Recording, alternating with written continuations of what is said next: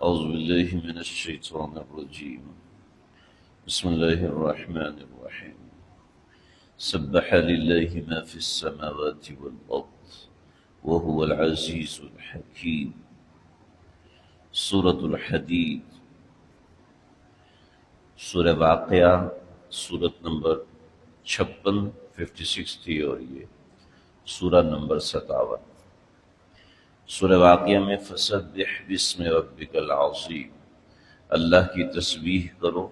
اس تسبیح کی ابتدا سورۃ الحدید سے ہو رہی ہے۔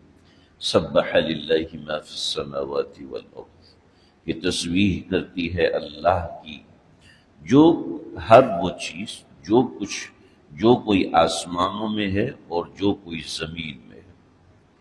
یہ سورت فتح مکہ کے بعد نازل ہوئی ہے، آخری صورتوں میں سے ایک صورت ہے، اور اس کی اور وہ تمام صورتیں جو لفظ سبح سے شروع ہوتی ہیں، سبح اسم ربک الاعلی الذی خلق فسوی والذی قدر فہدی، ایسے ہی جو یسبح لہ ما فی السماوات، جتنی بھی صورتیں لفظ سبح سے شروع ہوتی ہیں، روایتوں میں آتا ہے رسول اللہ صلی اللہ علیہ وسلم سونے سے پہلے ان کی تلاوت فرماتے تھے، اور یہ فرماتے تھے کہ ان صورتوں میں ایک آیت ہے جو 1000 آیتوں سے افضل ہے، یعنی گویا کہ جس نے وہ ایک آیت پڑھ لی تو اس نے 1000 آیتیں پڑھ لی، یعنی قرآن کا 1/6 حصہ پڑھ لیا، یعنی ایسی جاندار۔ اور وہ آیت نمبر 3 ہے، هو الاول والآخر والظاہر والباطن وهو بكل شیء علیم، وہ یہ والی آیت ہے۔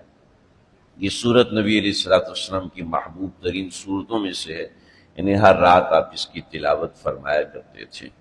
سبح للہ ما فی السماوات والارض، سمجھانا یہ چاہتے ہیں کہ اللہ کی عظمتیں بہت بڑی ہیں، لیکن جتنی بڑی عظمتیں ہیں ہم انسان ان عظمتوں سے اتنے ہی زیادہ غافل ہیں کہ اس کی عظمتیں اتنی عظیم الشان ہیں کہ ہماری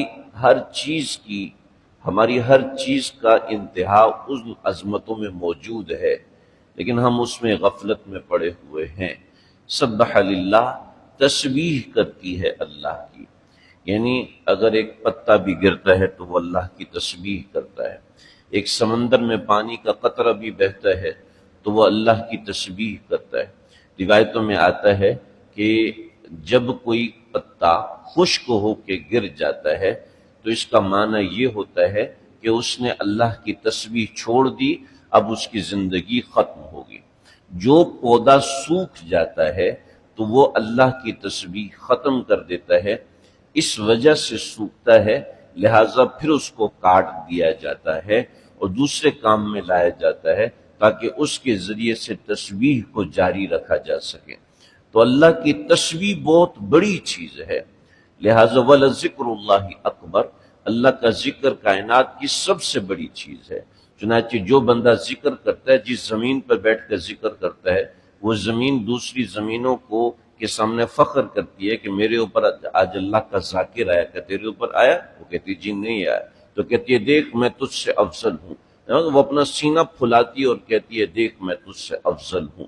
تو اتنی بڑی چیز ہے، جس زمین پہ بیٹھ کے ذکر ہو رہا ہے وہ زمین ایسی بات کر رہی ہے، تو جو خود ذاکر ہوگا وہ کتنی بڑی صفات کا حامل ہوگا، لیکن ہم جانتے نہیں ہیں، تو اس وجہ سے ہمیں اس کی عظمتیں پتہ نہیں ہوتی۔ ہم کہتے ہیں تسبیح کرنے سے کیا ہوتا ہے، ذکر کرنے سے کیا ہوگا، جی کچھ بھی نہیں، کیا ہے، کون سا میرا کام بن گیا۔ تو ہماری مادیت پرستی ہمیں ذکر اللہ سے دور کرتی ہے۔ اللہ اس سارے مادے کے بارے میں کہہ رہے ہیں کہ وہ سب میری تسبیح کرتی ہے، ہوا کے جھونکے ہوں یا ریت کے اڑنے والے ذرات ہوں، سبح للہ ما فی السماوات والارض، ہر چیز اللہ کی تسبیح کرتی ہے۔ اور کیوں کرتی ہے؟ اس لیے اللہ ہمیں بتا رہے ہیں کہ یہ کرتی ہے تاکہ تم بھی اس کی تسبیح کرو۔ ایک بزرگ نے ایک مرتبہ اللہ سے دعا کی کہ اللہ جی آپ کی تمام مخلوق تسبیح کرتی ہے، کچھ لمحوں کے لیے میرے کانوں کی سماعت کو کھول دیجئے تاکہ میں اس تسبیح کو سن سکوں۔ تو لکھا ہے کتابوں کے اندر کہ جب اللہ نے چند لمحوں کے لیے اس کے کانوں کی سماعت کھولی تو ان کے کان بہرے ہونے والے تھے، اگر چند لمحوں میں وہ سماعت رک نہ جاتی کہ ایسی دیواریں اور ایسے ہی ہواؤں کے جھونکے اور درختوں کے پتے وہ اللہ کی تسبیح کرتے ہیں، یہاں تک کہ صرف تسبیح نہیں کرتے بلکہ ان میں ایسا کانشیس ہوتا ہے کہ وہ عجیب قسم کا کانشیسنس ہوتا ہے، وہ ایسا کانشیسنس ہوتا ہے کہ حدیث میں آتا ہے کہ وہ اللہ کی تسبیح کرتے ہیں، اور جب کوئی ان کے اوپر بیٹھ کے اللہ کی نافرمانی کرتا ہے تو وہ اللہ سے کہتے ہیں کہ اللہ ہمیں اجازت دیجئے ہم اس کو تباہ کر دیں۔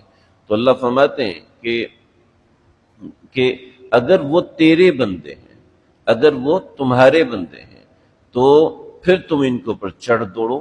فَإِن كَانَ عَبْدِي، اگر وہ میرا بندہ ہے تو مِنِّي وَإِلَيَّ عَبْدِي، تو میں جانوں میرا بندہ جانے تو میری تسبیح کرتا رہے، تو میری تسبیح کرتا رہے۔ ایک ضعیف روایت ہے کہ جو بندے داڑھی رکھتے ہیں تو داڑھی کے ہر بال کے ساتھ ایک فرشتہ متعین ہوتا ہے جو کہ داڑھی کے ہر بال کے ساتھ تسبیح کرتا ہے، اور اس کی تسبیح کا ثواب داڑھی رکھنے والے کو ملتا ہے۔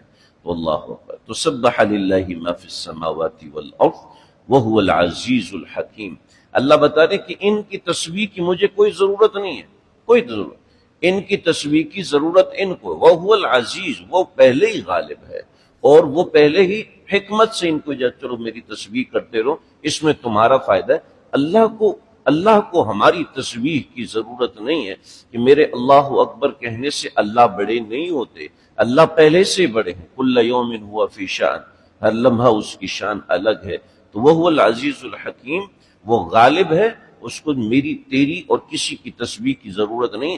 ہاں تمہیں ضرورت ہے کہ تم اس کی تسبیح کرو، یعنی رسی کو پکڑ کے اوپر آنے والے سے رسی اوپر نہیں آتی بلکہ پکڑنے والا اوپر آتا ہے، اور حکیم حکمت کے ساتھ وہ ہر کسی کو تسبیح کی اجازت دیتا ہے کہ تم میری تسبیح کرو، کہ تسبیح بہت بڑی چیز ہے اور اس کو تمہاری تسبیح کی ضرورت نہیں۔ لہو ملک السماوات والارض، زمین و آسمانوں کی بادشاہت اسی کی ہے۔ یحیی و یمیت، اسی تسبیح کی بنیاد پر وہ زندہ رکھتا ہے، اسی تسبیح کی بنیاد پر وہ موت دیتا ہے۔ وہو علی کل شیء قدیر، اور وہ ہر چیز پر قدرت رکھتا ہے۔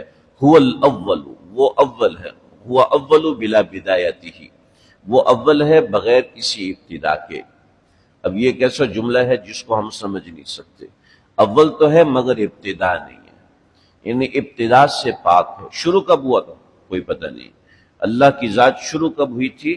ہمیں جو شروع کا مفہوم پتہ ہے وہ یہ یہاں سے جو نماز شروع ہوتی ہے اور یہاں پہ آ کے ختم ہوتی ہے، یہ ہمیں شروع کا مفہوم پتہ ہے، مگر یہ مفہوم مسجد کے لیے ہوگا، یہ مفہوم مسجد کے لیے، مگر ہم کہ مسجد وہاں سے شروع ہوتی ہے اور وہاں پہ ختم ہوتی ہے، لیکن مسجد کا یہ مفہوم سوسائٹی کے لیے نہیں ہے۔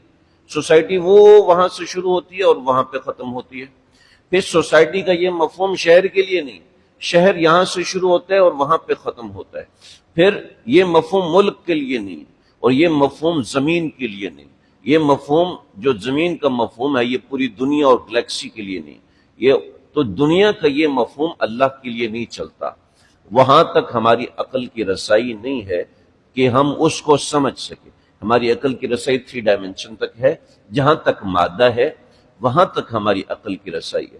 جہاں ڈائمنشنز 11 پہ چلی جاتی ہیں اور جہاں ڈائمنشن اس سے اوپر جا سکتی ہیں وہاں تک ہماری عقل کی رسائی آج تک نہیں ہے۔ کائنات میں یہ نظریات تو ہیں کہ کائنات میں 4 ڈائمنشن بھی ہے، 5 ڈائمنشن بھی ہے، 7 ڈائمنشن بھی ہے، 11 ڈائمنشن بھی ہے، یہ 4-5 قسم کی ڈائمنشن ابھی تک نظریاتی طور پر سامنے آئی ہیں، حقیقی طور پر سامنے نہیں کہ 7 ڈائمنشن ہوتی ہے، 11 ڈائمنشن ہوتی ہے۔ بطور مثال یہاں سے امریکہ کے بارے میں سوچنے کے لیے آپ کو فاصلہ طے کرنے، ڈسٹینس طے کرنے کی ضرورت نہیں ہے۔ آپ امریکہ کے بارے میں سوچنے کے لیے ایک لمحے میں سوچو آپ امریکہ، آپ کی سوچ امریکہ پہنچ جائے گی، 1 منٹ میں آپ کی سوچ چاند تک پہنچ جائے گی۔ تو وہ ڈائمنشن سے، میری سوچ ڈائمنشن سے پاک ہے۔ میرا خواب ڈائمنشن، یہ تو میں صرف سن رہا ہوں، میں سوچ رہا ہوں، میں امیجن کر رہا ہوں، لیکن خواب امیجنیشن سے بڑھ کے کوئی چیز ہوتی ہے۔ وہ میرا خواب امیجنیشن سے بھی اوپر ہے، وہ ڈائمنشن سے پاک ہے، وہ 3 ڈائمنشن یا 4 ڈائمنشن سے پاک ہے۔ اس کے اندر بندہ بغیر موت کے مر جاتا ہے اور موت آنے کے باوجود زندہ ہوتا ہے، تو وہ ڈائمنشن سے پاک ہے۔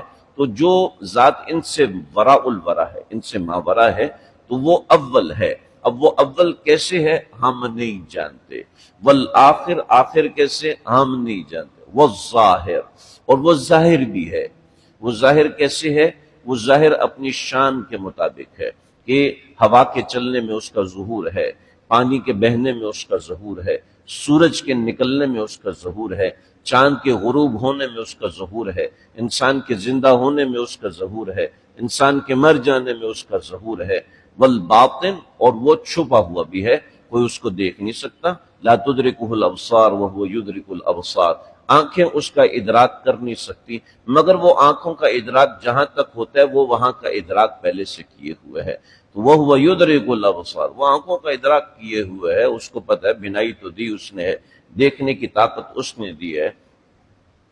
ہم پاکستان کے بہت بڑے ڈاکٹر ہیں، یہ پاکستان ریٹینا میں دنیا کے جو ٹاپ موسٹ ڈاکٹر ہیں، ڈاکٹر اعظم علی، میرے بچے کے ریٹینے کا مسئلہ تھا تو میں ان کے پاس گیا تھا، تو انہوں نے ان سے میں نے بہت چیز، کیونکہ کئی اپوائنٹمنٹ ہوئے تھے تو بہت ساری چیزیں سیکھنے کو ملی۔ انہوں نے کہا انسان کی آنکھ تو یہاں پر ہے سامنے، مگر اس کی آنکھ کا جو عکس ہے وہ میڈولا اوبلا نیگیٹا میں بنتا ہے، پیچھے دماغ کے پچھلے حصے میں اس کا عکس بنتا ہے، اور وہ عکس الٹا بنتا ہے۔ وہ ایک ڈاکٹر نے کہا تھا اس کو وائٹامن ایچ دے، تو انہوں نے کہا جی وہ عکس بنے گا نا تو وہ عکس سیدھا ہو جائے گا، تو آپ کے بچے کو ہر چیز الٹی نظر آنا شروع ہو جائے گی۔